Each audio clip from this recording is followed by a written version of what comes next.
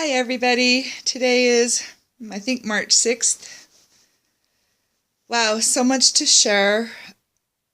There's so much energy going on right now.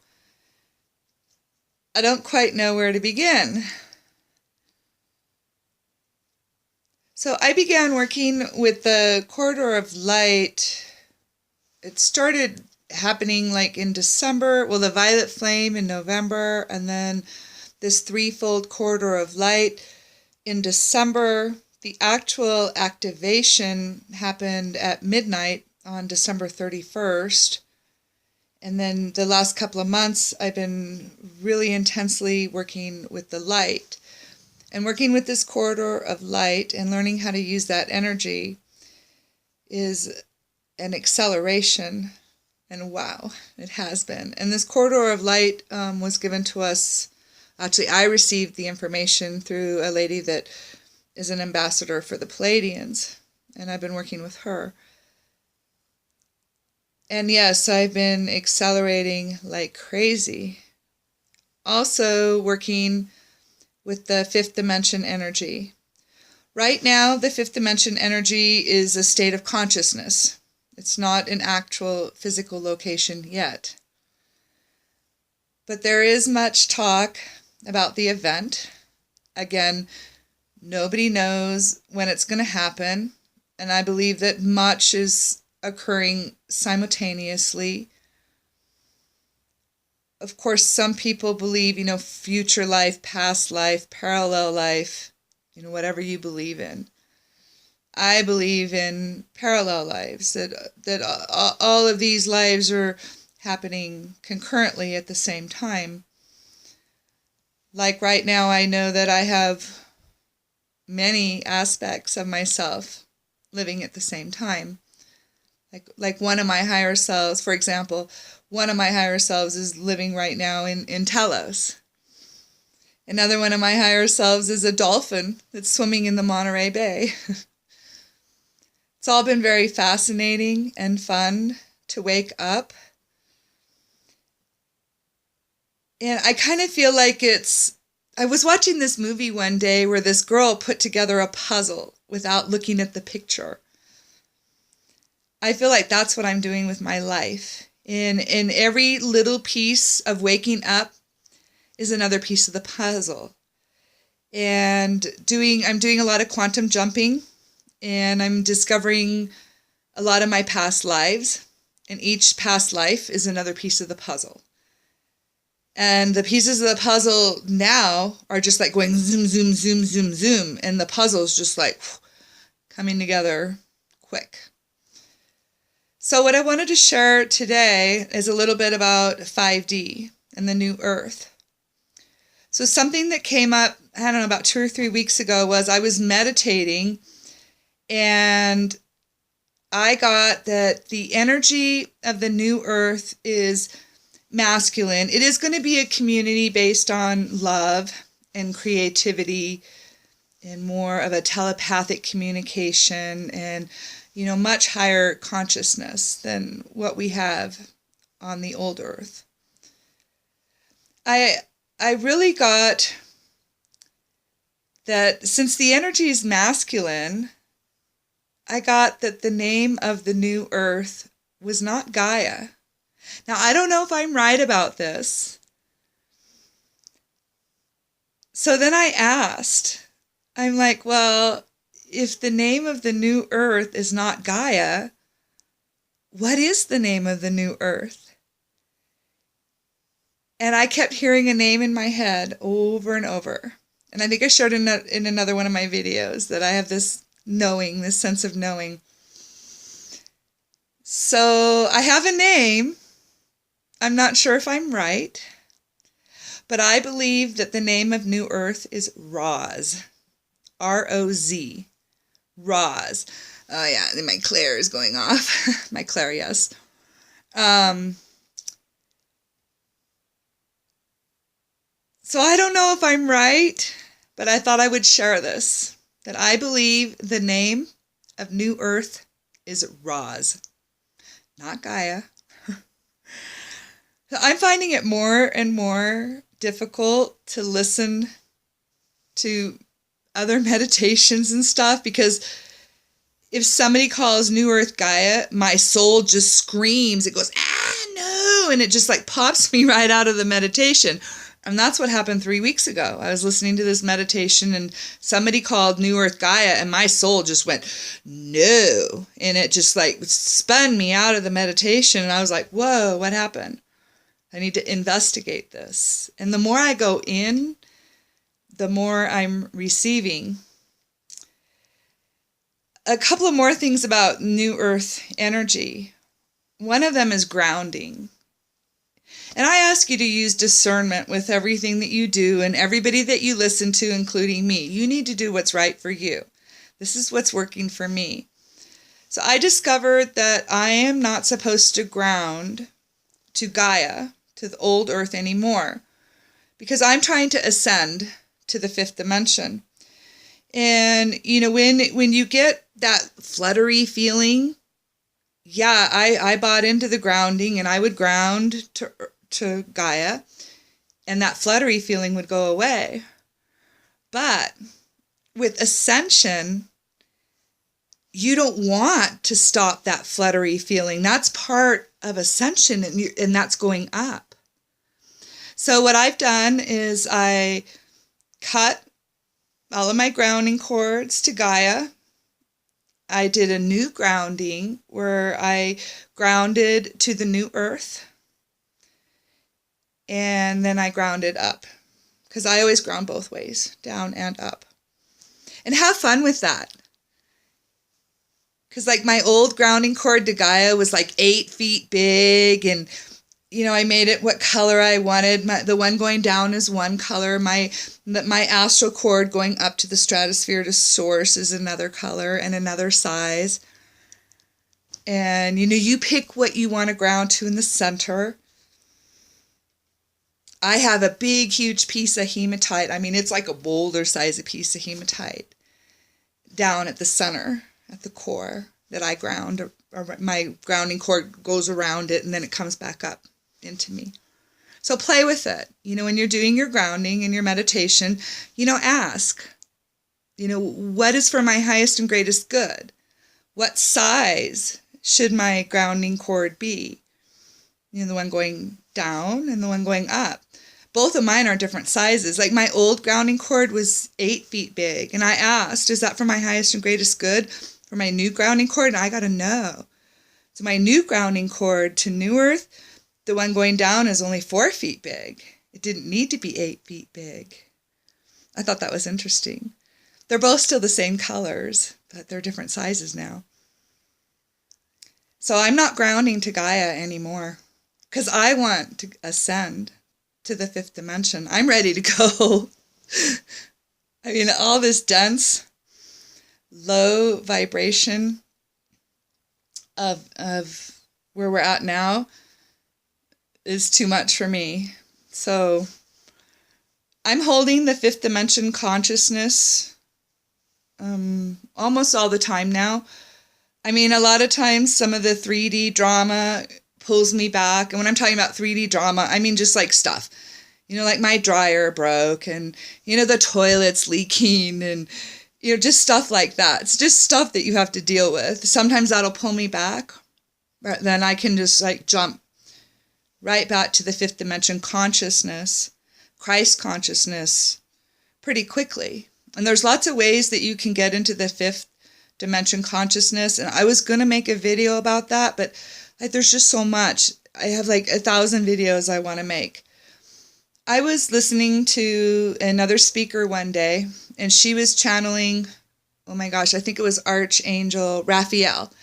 And I actually got to ask Archangel Raphael, you know, a question. And, you know, as humans, our ego mind makes it so difficult. And what Archangel Raphael said, the easiest way for 5D consciousness is just wish it, just intend it. That's so simple. He said, yes, many people out there have many tools to achieve 5D consciousness, and they're all good.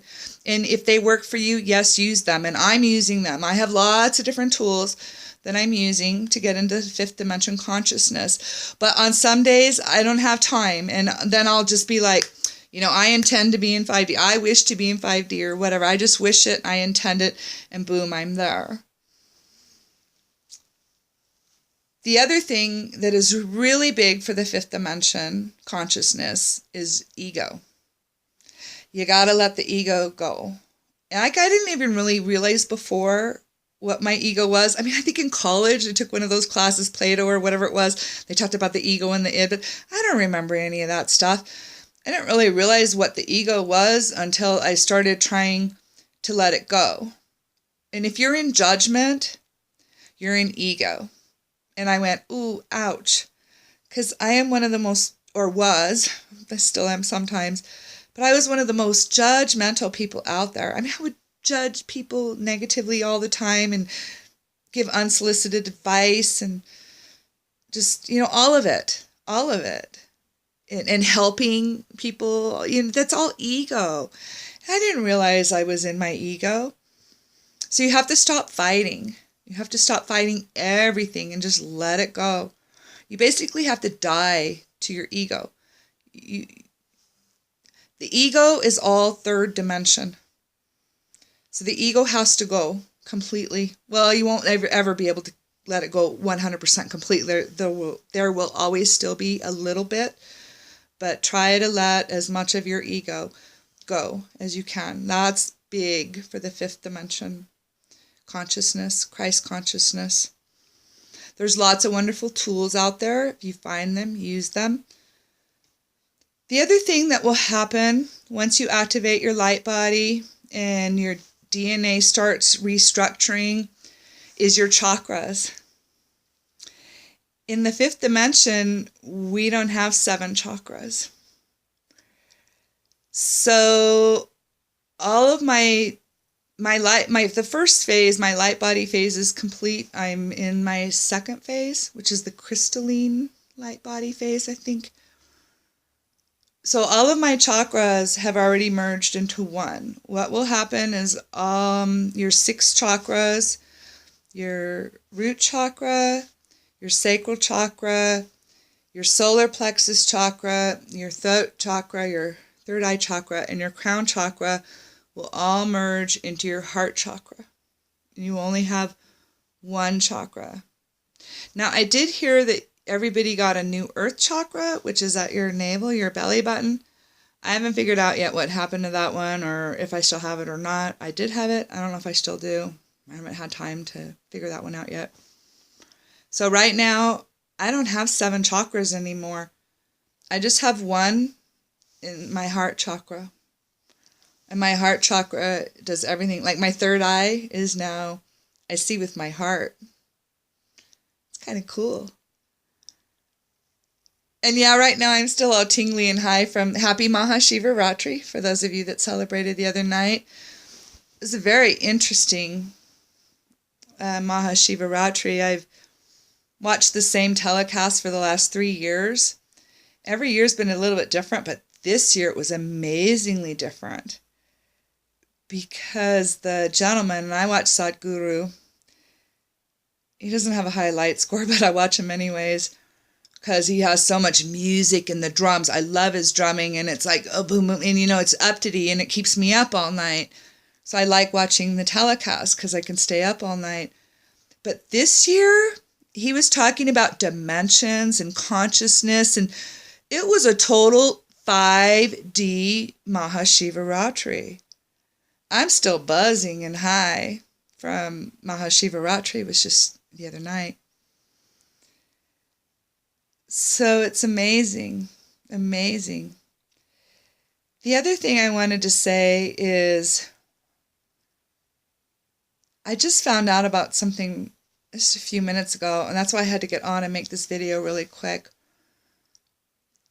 And there's something called a bridge that takes us to the 5th dimension, and this is the actual physical, not the consciousness. So there's a bridge that you have to cross to get to the 5th dimension. So check that out. I don't know how you communicate with your higher self, but like I just found out about that bridge. I didn't know about it before, and my whole body just started tingling, and I went, okay, I need to investigate this. Well, I'm more than 7/8 the way across this bridge. I'm close to the end.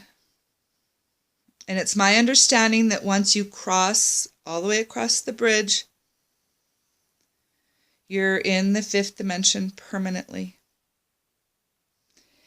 And going to the 5th dimension, this is what I wanted to talk about. There's still a lot of talk about the event, and I can feel that things are brewing.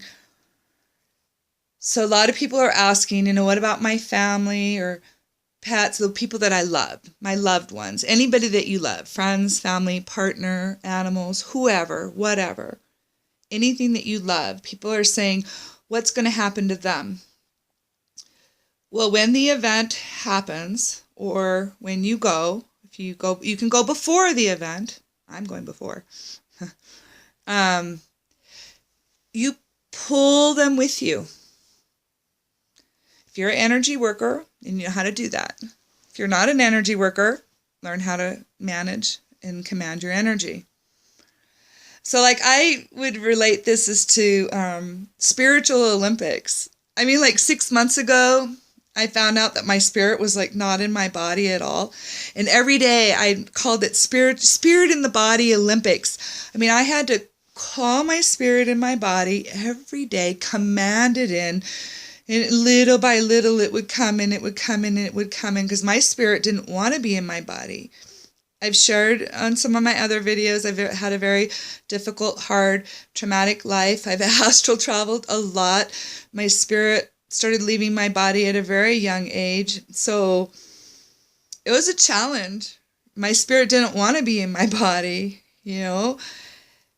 I had to train my spirit to be in my body, to come into my body, to be in my body, to stay in my body. I feel like for the last 6 months, I've been training my spirit how to stay in my body. I'm also a pilot, an LTA pilot, hot air balloon. Yeah, seeing the balloon. So I relate this to when I haven't flown in many, many years, but something that I used to love to do. It was a very big passion in my life. So on the days when we couldn't fly and we got weathered out, we would practice emergency procedures. I mean, yeah, you learn them, when you get your license and all that, but that's not the same thing. I mean, we would practice all the time. Me and my girlfriend, we would just sit there and do it over and over. She would get it. I would, we would just do it over and over and over and over. Because, when you take your chakra, you don't know if the examiner is going to reach over and turn off that pilot light. You're up in the air. You better be able to get your pilot light relit. Otherwise, you're going to crash and go boom.